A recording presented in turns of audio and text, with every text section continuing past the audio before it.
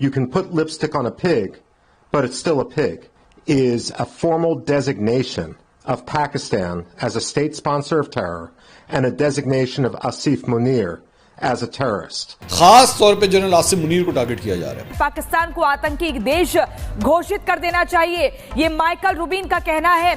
Asim Munir, Osama bin Laden में कोई अंतर नहीं है। पाकिस्तान मुर्दाबाद, पाकिस्तान मुर्दाबाद, पाकिस्तान मुर्दाबाद। हम ये सोचें कि ये 4-5 नौजवान जिनको कहा गया है कि ये रेजिस्टेंस फ्रंट है, इन्होंने जो कुछ किया ये महज इन्हीं के जहन की जो है पैदावार है, इसके पीछे हमें एक मास्टरमाइंड नजर आता है। खास तौर पे कहा जा रहा है general Asim Munir, army chief general Asim Munir, उन्होंने किया है, ये रिस्पांसिबल है, he is the one who is handle. Michael Rubin का कहना है कि लादेन जैसा ही अंत आसिम मुनीर का होना चाहिए। इसमें दो उनकी बातें बार बार इंडियन मीडिया में चल रही हैं और कहा जा रहा है कि इन बातों से नजर आता है कि आसिम मुनीर साहब ने इंस्टिगेट करवाया है इन अटैक्स को। तो अब पाकिस्तान आज तक ये क्लियर नहीं कर सका कि हमारा कोई हाथ नहीं है। यकीनी तौर पे भारत में इस हवाले से शायद तशवीश कम हो, लेकिन पाकिस्तान में तशवीश बहुत ज्यादा है। उसकी वजह यह है कि पाकिस्तान का पानी बंद करने को जा रहा है। पाकिस्तानी जो है वो बूंद बूंद को तरसेंगे। पहले पाकिस्तानी रोटी को तरसते थे, अब पानी को तरसेंगे। Chief slash dictator slash de facto ruler of Pakistan saying these things. Is Osama bin Laden lived in a cave and Asif Munir lives in a palace. But beyond that, the two are the same and their end should also be the same. जय हिंद दोस्तों, स्वागत है एक और video में। दोस्तों, पूर्व pentagon अधिकारी और अमेरिकन इंटरप्राइज इंस्टीट्यूट के वरिष्ठ फेलो माइकल रूबिन ने एक सनसनीखेज बयान दिया है। उन्होंने पाकिस्तान की सेना और उसके प्रमुख जनरल आसिम मुनीर की आलोचना करते हुए कहा कि वे ओसामा बिन लादेन जैसे ही हैं, बस फ़र्क इतना है कि वह एक गुफा में छिपा रहता था और दूसरा महल में रहता है। उन्होंने यह टिप्पणी ऐसे समय में की है जब जम्मू कश्मीर के पहलगाम में एक भयानक आतंकी हमला हुआ जिसमें 26 नागरिक मारे गए हैं। रूबिन ने भारत की समाचार एजेंसी ANI से बात करते हुए यह भी कहा कि अमेरिका को पाकिस्तान को टेररिज्म स्पॉन्सर देश घोषित करना चाहिए और आसिम मुनीर को अंतर्राष्ट्रीय स्तर पर आतंकवादी घोषित किया जाना चाहिए। पेंटागन के पूर्व अधिकारी माइकल रूबिन ने पाकिस्तान के बारे में लिपस्टिक ऑन अ पिग वाक्य का इस्तेमाल किया। उन्होंने इसका प्रयोग करते हुए स्पष्ट किया कि जम्मू कश्मीर पर हुए हमले के पीछे ऐसा कोई दिखावा नहीं होना चाहिए कि यह अचानक हुआ है। यह अटैक एक सोची समझी साजिश के तहत किया गया है।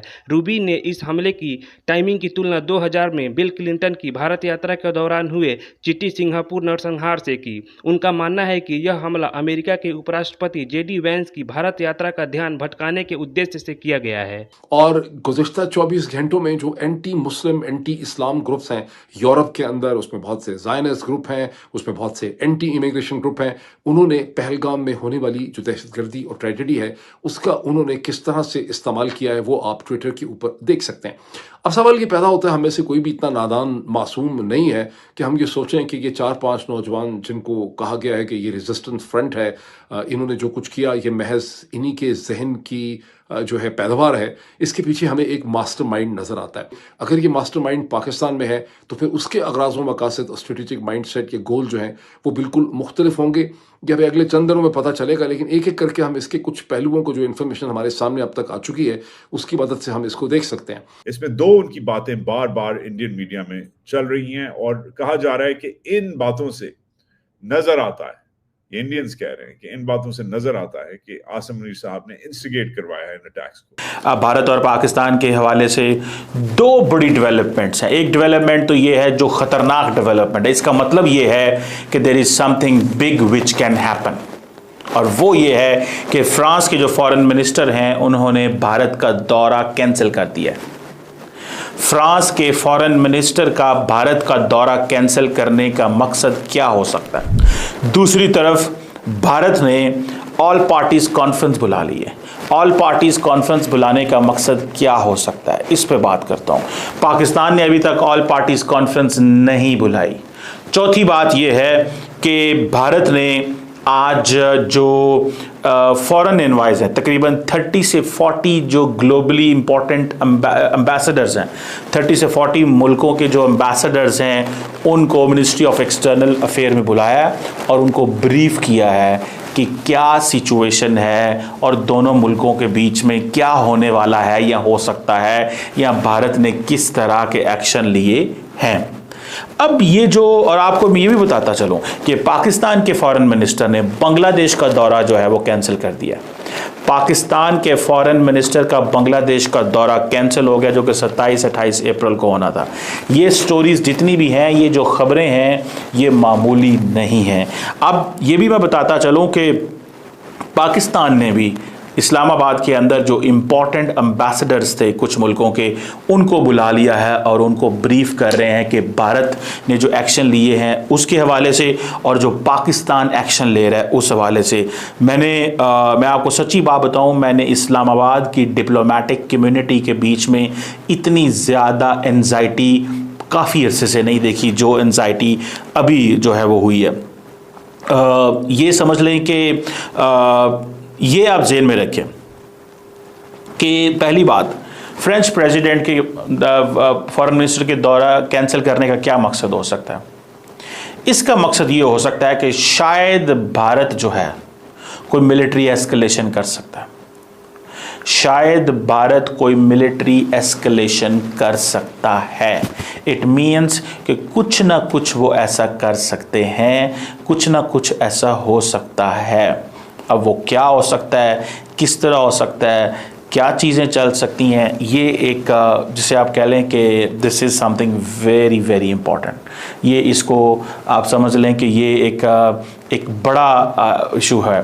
अब फॉर एग्ज़ाम्पल अगर फॉरेन मिनिस्टर नहीं आते, अगर आते तो क्या होता? आते तो जो बायलैटरल एजेंडा था उसके ऊपर डिस्कशन होती। अगर वो नहीं आ रहे, ना वो इंडियंस कहीं जा रहे हैं, ना वहाँ से कोई आ रहा है, इसका मतलब क्या है? इसका मतलब ये है कि there is something which India is thinking. क्योंकि इंडिया का ये कहना है कि अगर आपने डिप्लोमेटिक एक्शन लिया है, डिप्लोमेटिकली चीज़ों को मैनूवर किया है, तो जब तक आप मिलिट्री एस्केलेशन नहीं करते, अगर आप मिलिट्री एस्केलेशन के लिए, जाहिर बात है बाहर की दुनिया तो इंडिया में आके नहीं बैठी होगी। ये तो नहीं होगा कि इंडिया के अंदर जो है वो फ्रांस के फॉरेन मिनिस्टर आके बैठे हों और इंडिया जो है वो पाकिस्तान पे स्ट्राइक करे और पाकिस्तान कुछ घंटे पर इंडिया में स्ट्राइक करे। मुझे ये लगता है, मेरी ये असेसमेंट है कि आज़ाद कश्मीर के अंदर इंडिया कुछ करने जा रहा है।